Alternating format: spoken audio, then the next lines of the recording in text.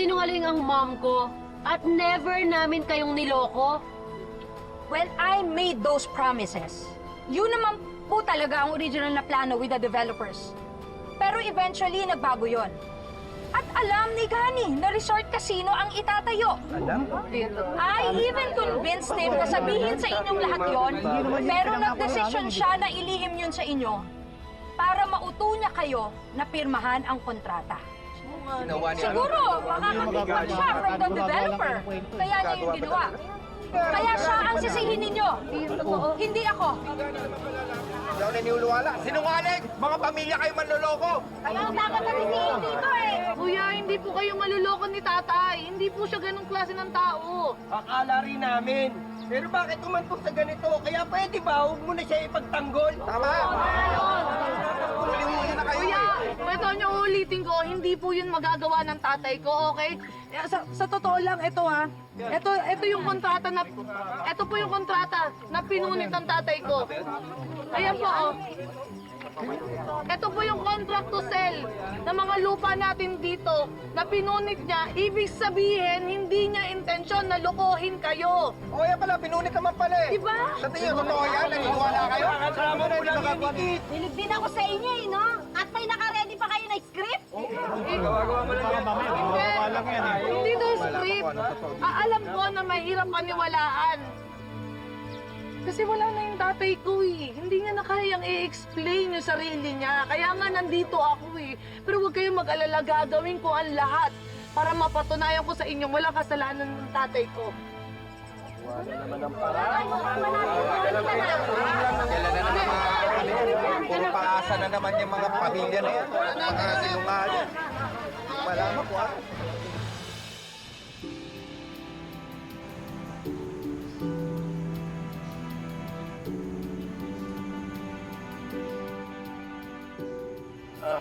Finally. Home sweet home. Ay, thank you na. Welcome home, of course, Mom. Clara! Welcome home po. Kumusta kayo dito? Okay naman po. Okay nang bahala sa bagahe, ha? Kayo nang bahala. Afternoon. Ay. Ma, ayos ka lang ba? Oo, anak.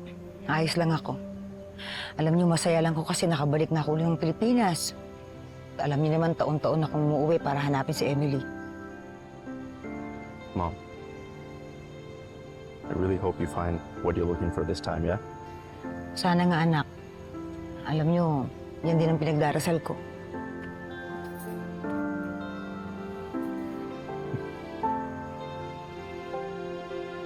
Anong gusto niyong lutuin ko sa inyo para mamaya?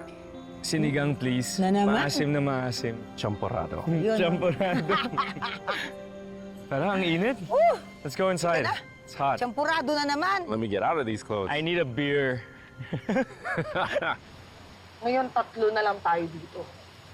Wala nang ibang makakarinig. Huwag na tayo magplastikan, sabihin niyo na kung ano yung totoo.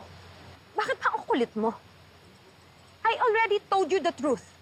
Alam lahat ni Gani ang plano ng developers. He agreed to it. Talaga?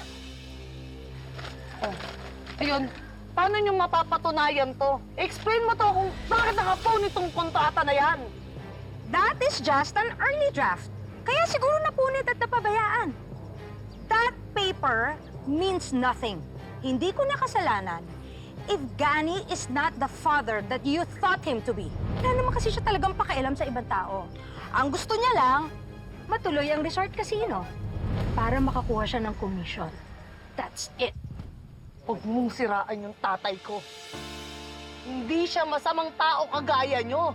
Isang scammer at isang ganid na kayang pumatay ng sariling asawa para lang sa pera.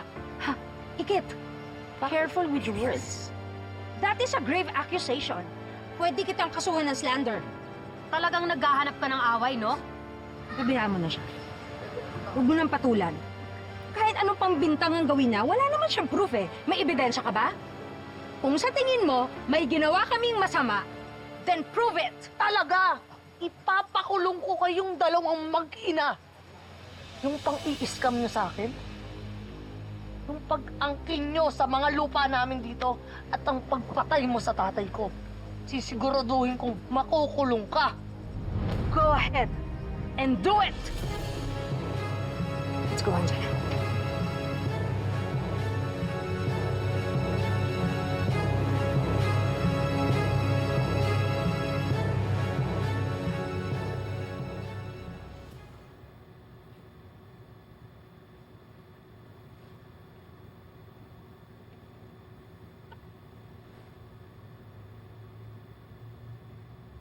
Everything all right, bro?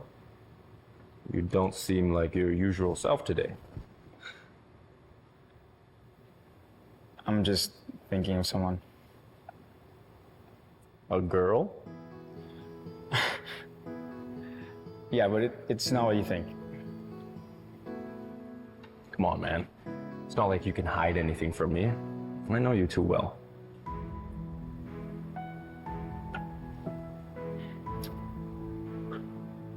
There's just this girl. She's different. She's not your ordinary girl. She's feisty, she's strong, she's spontaneous. So I just can't help but be curious about her. Seems like you've met your match. Sira,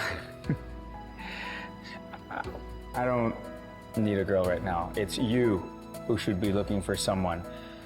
Para makalimutan mo na yung ex mo na nang iwan sa'yo sa ere.